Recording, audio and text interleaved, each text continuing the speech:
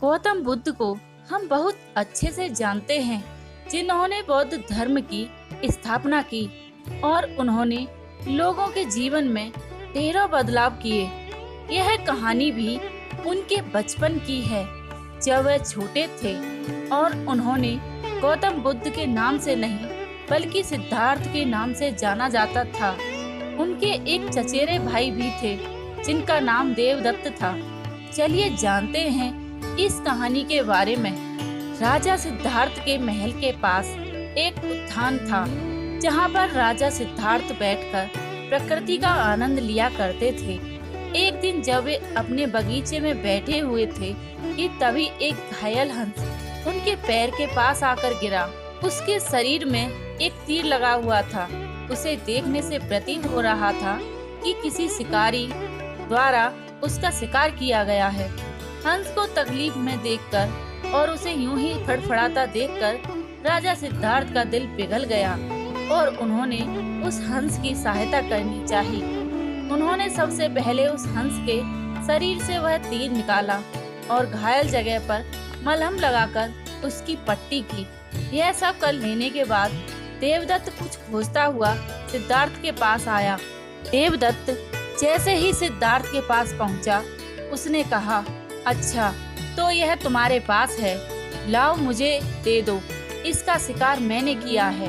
इसका शिकार करने में मुझे बहुत मेहनत करनी पड़ी थी। इस पर मेरा अधिकार है। देवदत्त की यह बात सुनकर सिद्धार्थ ने उससे कहा, नहीं, यह हंस घायल था और मेरे पास आया था। मैंने इसकी मदद की और इसकी जान बचाई है, इसलिए इस पर अधिकार मेरा है। दोनों भाइयों के बीच उस हंस के अधिकार को लेकर बहस होने लगी। अब वे जानना चाहते थे कि उस हंस पर किसका अधिकार ज्यादा है। ऐसे में उन दोनों ने निर्णय लिया कि वे दोनों राजा के पास जाएंगे। सिद्धार्थ के पिताजी कपिलवस्तु के राजा थे।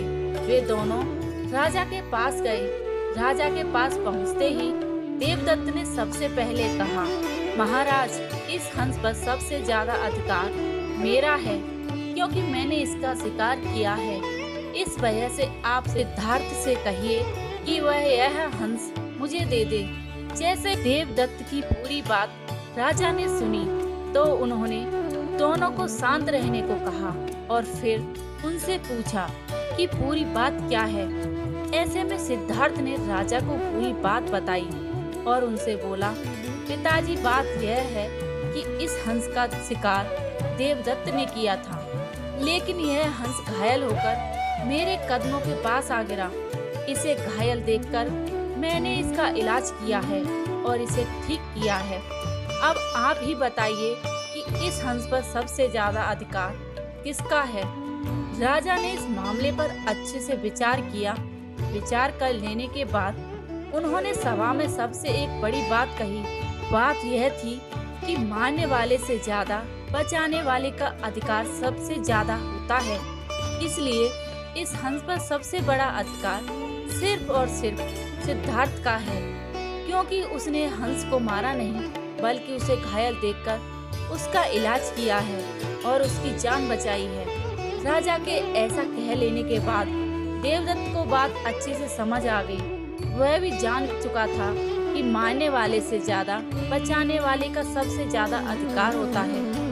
इस कहानी से हमें यह समझ में आता है कि मारने वाले से ज्यादा बचाने वाला बड़ा होता है और उसका अधिकार भी मारने वाले से ज्यादा होता है। इसीलिए हमें भी दूसरों की मदद करनी चाहिए और परेशान लोगों की सहायता करनी चाहिए।